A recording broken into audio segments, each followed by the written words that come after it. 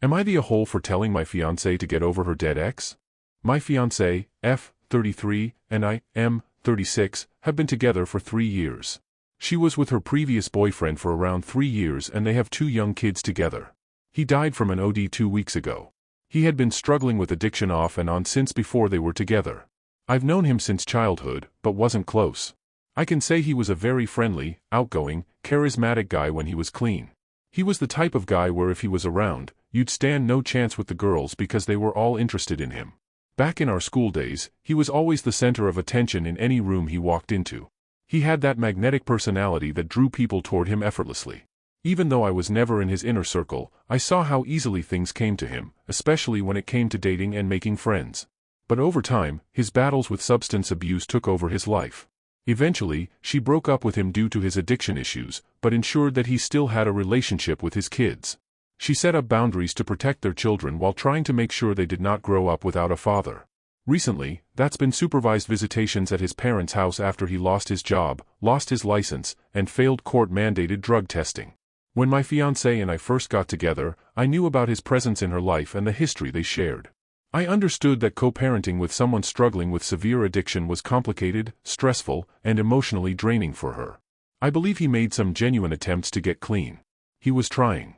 I wanted him to succeed because I've always thought he was a good guy and his kids deserved that version of him.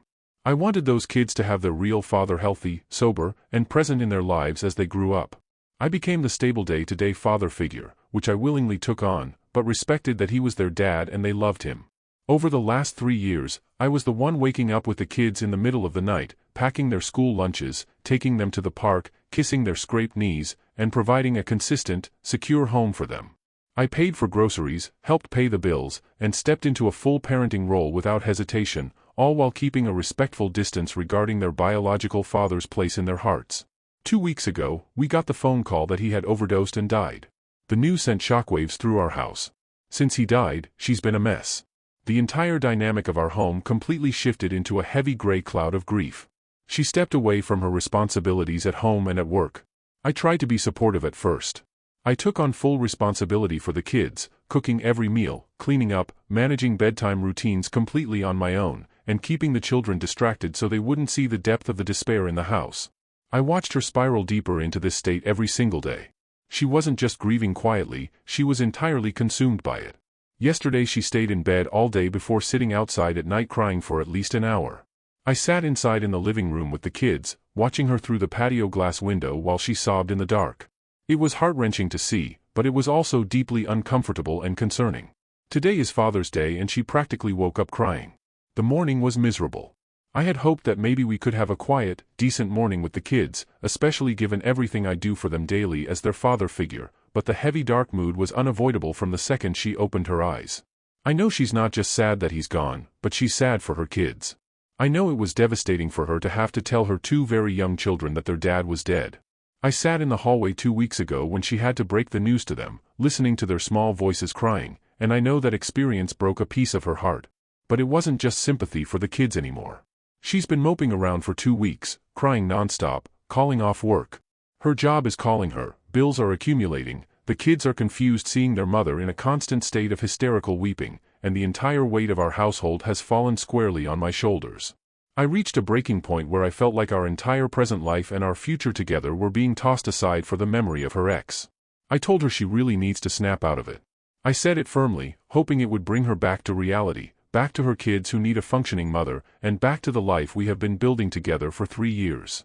I expected her to take a breath, acknowledge how bad things had gotten, and realize that life has to keep moving forward for the sake of the children. Instead, she broke down further, looked at me through her swollen eyes, and dropped a bombshell that completely shattered me.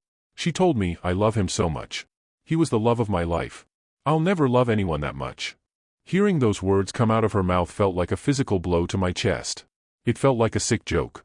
I have spent 3 years raising another man's children, building a home with this woman, paying for our life, supporting her through all the stress his addiction caused, planning a wedding, and committing my life to her, only to be flat out told that I am just a placeholder.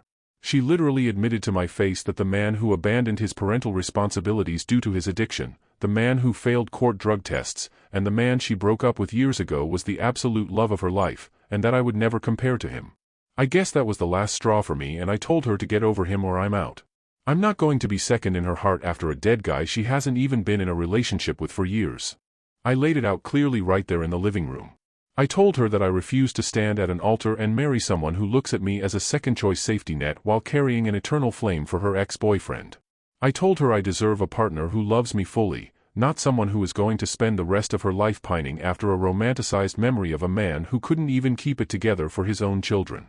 She lost her mind when I said that. She told me I'm not being empathetic and I have no tact. She started screaming through her tears, saying that I am cruel, cold-hearted, and completely unfeeling toward her pain. She told me I'm an asshole and he was never that mean to her regardless of what was going on. That comment made my blood boil even further. Comparing my frustration and heartbreak to his behavior was completely out of line. Yeah, it's easy to not be an asshole when you're strung out on heroin or stay drunk 24/7 and are the happy type of drunk. It is very easy to be the charming, easygoing guy when you don't actually have to carry the financial burden, the emotional stress, the daily chores, or the actual day-to-day parenting responsibilities of raising two young kids in the real world. He got to be the fun, tragic figure while I was doing the actual heavy lifting of being a partner and a dad. Now the house is completely quiet and the atmosphere is entirely toxic. She is ignoring me, acting like I am a monster for standing up for myself and setting a basic boundary about my worth in this relationship. I am sitting here questioning everything we've built over the last 3 years. I love those kids, and I thought I loved her, but hearing your fiancée state unequivocally that her dead ex-boyfriend was the true love of her life and that she will never love you like that is something you can't just unhear. Am I the a-hole for telling her to get over him and that I won't stick around if she is still in love with him / sees him as the love of her life / says she won't ever love anyone else like that again? I really want to know if this was an asshole thing to say / ultimatum to give. Update. I'm honestly shocked by the number of responses my original post received. There were more comments and DMs than I could ever realistically respond to, and I'm still not sure there was a clear consensus about whether I was the asshole. At this point, though, that almost doesn't matter. Posting it ended up being useful to me because I was able to vent about something I didn't realize I needed to get out. I also don't know whether this relationship can be a long-term one for me anymore. I haven't decided to leave, and I'm not making that decision right now. For the moment, I'm going to try to be understanding and supportive, within reason. I've decided to help her find a grief counselor and possibly a therapist as well, because I think she needs someone who can help her work through what happened. I don't expect her to simply stop grieving. Her ex died only 2 weeks ago, and he was the father of her 2 young children. I understand that this is going to be devastating for her, especially after having to tell the kids that their dad died. But at some point, she also has to make an effort to take care of herself and continue functioning for herself and her children. If she refuses any help and remains completely consumed by his death indefinitely, I won't be able to stay in this situation forever. I also needed clarification about what she meant when she told me he was the love of her life and that she was still in love with him. I calmly asked her whether she meant that literally, because I felt I deserved an honest answer before we continued planning a future together. I didn't tell her we were breaking up. I told her that if those feelings were genuinely where she was, then I thought we needed to slow our relationship down. I can accept that she can't simply control what she feels, but I need to know the truth about where I stand with her. She told me that she loves me, but that her love for him is different. She said she had never experienced love as intensely as she did with him. She described being almost deliriously in love with him when their relationship was at its best. She has never felt that way about another man, before or since, and she can't promise that she ever will again. She told me that he will always be her number one, even though she knows how strange that sounds considering everything that happened with his addiction. That was difficult to hear. She explained that maybe being with him, dealing with his addiction, and experiencing the heartbreak that came with their relationship changed her permanently. She doesn't know if she will ever feel as happy as she did during the periods when they were together and things were good. They were supposed to get married. They had 2 children together. He was the person she experienced some of the most important and intimate parts of her life with, and now he's dead. She then asked if I was going to accuse her of cheating on me with him. I told her I wasn't going to accuse her of that. I genuinely had never suspected that she was cheating on me. She didn't believe me and said she could tell that was what I was thinking. Then she told me something I didn't know. 2 years ago, she had run into him at a street fair while she was there with friends. He was there with his friends. They ended up spending some time together talking about their relationship and remembering what things had been like when they were happy. At some point, they walked together holding hands. She kissed him and told him she loved him. She insists that was as far as anything went and that both of them understood they couldn't get back together. She wasn't secretly trying to restart their relationship, and there was no horizontal tango or anything else beyond that moment. I didn't know about that, and obviously it hurt to hear. She still says she was happy with me and with the life we were building. She said she doesn't know whether she'll ever completely get over his death, though, and that if I can't accept that, then I should leave. According to her, he will always be her special person, just as she will always be his special person. In her mind, they were supposed to end up together, and now she has to live with the fact that it will never happen. She is also struggling badly with the circumstances of his death. She keeps replaying what might have been his final moments in her head. She worries that she somehow contributed to what happened, even though there is no logical reason for her to believe that. One of the things she has become fixated on is our engagement. She worries there might have been some connection between our engagement and his death because our engagement happened only weeks before he died. At one point, she ran to the front door and pointed out that he had been standing in that exact spot alive only 2 days before he died. For clarification, he had been at our house briefly to drop off their children after his scheduled visitation. I was there. He stood in the doorway and talked for a few minutes before leaving. Nothing else happened. She is having a hard time accepting how quickly everything changed. She knows he was struggling with addiction and that his health and circumstances weren't good, but emotionally she seems unable to accept that there is nothing she can do now. Part of her keeps looking for some way to go back and prevent his death. I mostly stayed quiet while she told me all of this. That wasn't because I didn't care. The last time we had this conversation, I spoke out of anger and told her to get over him or I was leaving. I didn't want to make the same mistake again. I also couldn't figure out how to respond to some of what she was telling me without saying something cruel or something I would regret later. So I listened. When she finished, I told her that I appreciated her honesty. I'm very hurt by what she said. I'm not going to pretend otherwise. It makes me feel terrible to hear that someone else will always hold that place in her heart, especially when that person is someone she was planning a life with before me. I also feel jealous.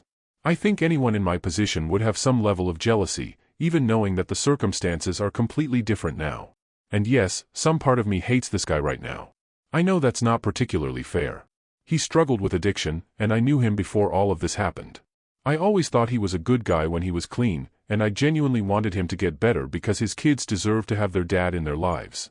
But hearing my fiancée describe him as the love of her life while knowing she once kissed him and told him she loved him after we were already together has made those feelings much harder to separate. Still, I don't think now is the appropriate time to make a major decision about our relationship. She is grieving the death of the father of her children. She is dealing with the shock of losing someone she spent years loving, even if their romantic relationship ended long ago. She also has 2 very young children who are grieving their father in their own way. Whatever happens between us, I care about her as a person. I also read some of the memorial posts people made after his death. A lot of people were reminding others to be kind toward people who are struggling, and I'm going to do my best to remember that right now. Several people in my original post said that grief can make people say and do things they wouldn't normally say or do. I don't think that means I can automatically dismiss everything she told me as grief. Some of it may represent feelings that were already there, and I have to be honest with myself about that. At the same time, I don't think I can decide the entire future of our relationship based on what someone says 2 weeks after losing the father of their children. I know there will be people who think I'm being a chump or a cuck or whatever else. That's fine. I'm not going to try to change anyone's mind. I probably won't post any more updates about what happens from here. This is someone I love. I was planning to build a life with her, and even if that ultimately doesn't happen, I still want to help her get through this as a fellow human being. I'm sure I'll screw up again and say or do something that makes me look like a jerk. This is difficult for me, and continuing to be understanding isn't easy. But I can't see myself simply walking away from her and the kids overnight, and I'm not ready to throw in the towel yet. Thank you for watching. Don't forget to like, share, and subscribe to Daily Tales Update.